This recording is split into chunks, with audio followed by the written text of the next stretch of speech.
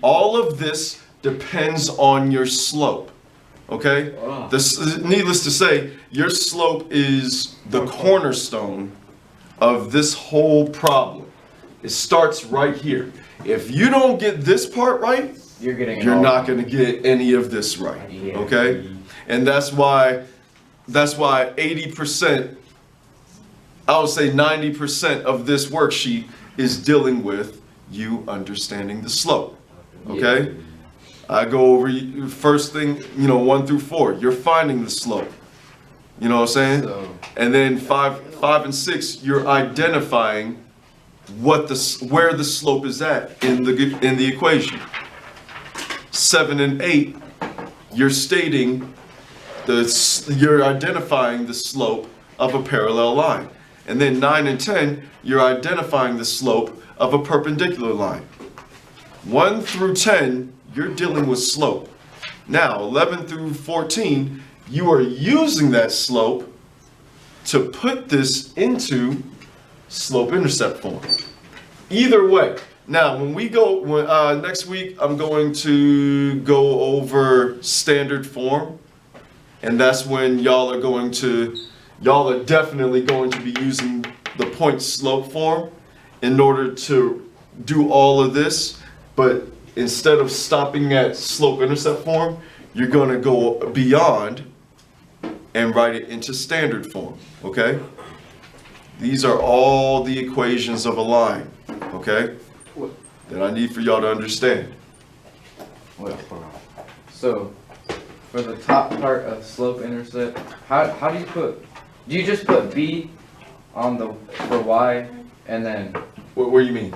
Like, I don't understand how you got -4. Okay. So, all I did, right? It starts with the labeling. Notice how this is X1, Y1, X2, Y2, right? Yeah. So I started with the X2, Y2 right here, right? Oh. Take the numbers out of it. Take the numbers out of it, right? X and Y. Oh, so you could choose either point. That's right. Yeah. You know what I'm saying? So your Y is -4. That's why I have the -4 right here. Yeah. And your X is 0, right? That makes sense. So I just plug them in. 4 for the Y, -4 for the Y, 0 for the X. And whatever you plug in for the 0, or whatever you plug in for the X, it automatically gets multiplied by your slope, okay? It's multiplied by your slope. And pretty much, obviously, in this case right here, 0 multiplied by anything is equal to 0. So therefore, I just brought the B down. The B came down, right? And left the -4 by itself. And then at the end of the equation, I just put the X and Y back in. I put the X and Y back in, and I put the M and the B in there. Like, I substituted the coefficients for the M and the B. All right, putting your slope and your B. That makes sense. That's the main thing that you need to find. Okay. Now. Yeah. So for all of these, you could just choose whichever one looks easier. Whichever one. I'll do another one. This one, it'll be a little bit shorter. All right. Floyd. Yeah, what's up? Come here. Me? No, dude. Is there another Floyd in here? Oh my gosh. Where's your picture? Oh, you didn't say me. Dude. Woo! Oh my god. It's just one of those days.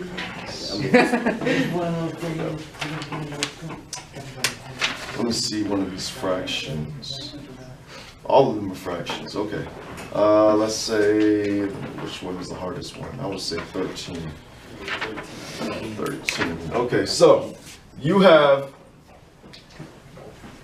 5, -4, and -4 and 4. Thank you, sir. Yep. Right? Okay? Please do not be afraid of getting a fraction. Okay? Just simplify. As long as you simplify, Well, actually, y'all should look at simplifying as a good thing because you're making the number smaller so that you can better solve it. Okay? So, don't be afraid of simplifying.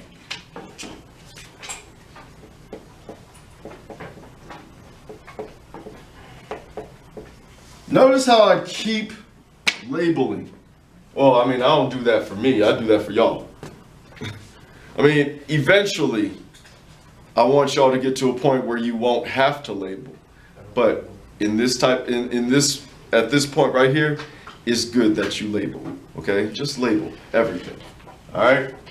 So, let's say y2 minus y1 over x2 minus x1 equal to 4 minus a negative 4 over negative 4 minus 5, right? What happens when you're subtracting a negative? Turns into a positive, right? So what's 4 plus 4? 8. 8. What's negative 4 minus 5? Negative 9. Okay? So we got a negative 8 over 9. And we have these 2 points. Novak, which of these 2 points is the easiest one that you can use? X1, Y1 or X2, Y2? X2, Y2? Okay, well let's use that, right? Matter of fact, I'll do both, but I'll start with that one. All right? So, the Y's go with the Y. The X's go with the X's, okay? So, we have 4 equal to, what is our slope? Negative 8 over 9 times a negative 4, right? Plus B. Okay? Good so far? Yes. And obviously, negative times a negative, that's a positive. So we have 4 equal to, what is 4 times 8? Now, I shouldn't really have to say this, but I mean, just to be clear, whenever you're multiplying a fraction times a whole number, you know to multiply the whole number by the numerator, right? Mm-hmm. And then you keep the denominator. Yeah, you keep the denominator the same. What? You multiply this whole number by the numerator. Yeah. Because essentially this is saying 4 over 1. Okay? Okay? Y'all good, right? So I shouldn't have to say that. But just in case. All right? Whew. But, huh? No. Okay, so negative times the negative, that's a positive. What is 4 times 8? 32. 32 over 9. That's how you. Oh, that's how you do it. I thought you 32 had. over I thought 9. you had to turn the number into parentheses. Plus to do B, it. right? Bro. Now, I feel so stupid. now, Wait. now, here's the thing. Here's the thing. Here's the thing. Here's the thing. This is where I don't want to say the mixed number comes in because you shouldn't be doing mixed numbers. You should either be doing proper or improper fractions, okay? Proper or improper fractions. So in this type of situation, obviously to get the B by itself, subtract 32 over 9 on both sides, right?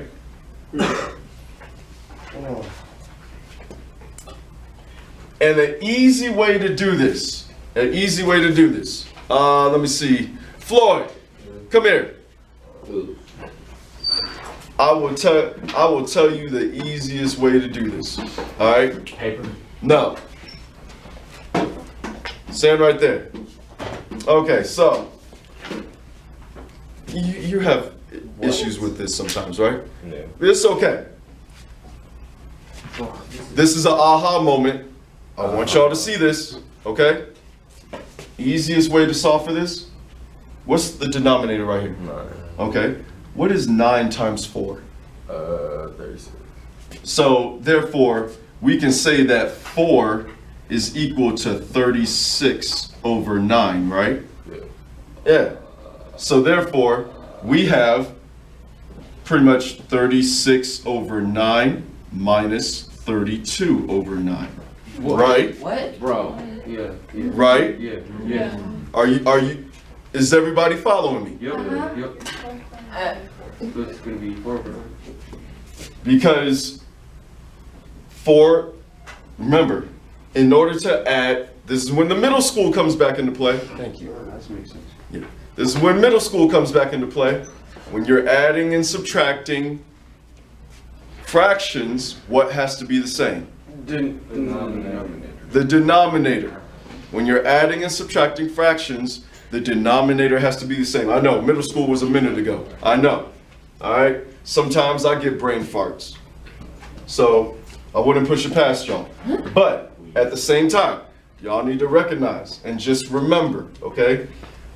When you subtract or add whatever number, whatever fraction to the other side, just take your denominator and multiply it by that number right there.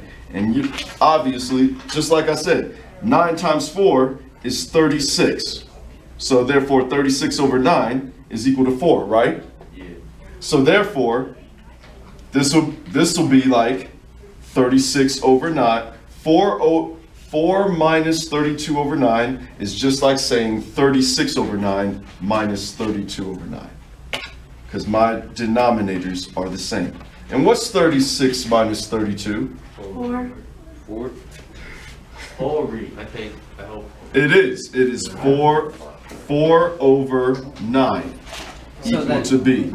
Then B Equal to B, right? and that's the slope intercept. And the slope intercept is y equal to, what is our slope? Negative. 8 over 9 x plus 4 over 9. You're done. Yeah, I don't understand how to do that. You better practice. I'm practicing tonight, for sure. You better practice. Quiz on Thursday. Oh, we love quizzes. All right? I'm gonna do it over here with these much harder ones right here. This will be the last one because it's 10:54 right now. All right? So, y's, x's. So we have -4 equal to our slope, -8 over 9 times 5 plus b. Okay? We good? Yep. Can you see? Kind of, but I get what you're doing. I got you. Better? Yeah. All right. So, 5. Remember, multiply by your numerator. 5 times 8 is what? 40. Negative 40. 40. Good job. It'll be a -40. So we have -4 equal to a -40 over 9 plus b. So So therefore, we're going to have to add that, add on each side. right? We're going to have to add that. Add 40 over 9 on both sides. And then we do 40 9 times negative over 9. And you know for a fact, okay, this is my denominator. So my denominator times this number, 36. 36. 4 is equal to 36 over 9. So therefore we have a -36 over 9 plus a 40 over 9, which is equal to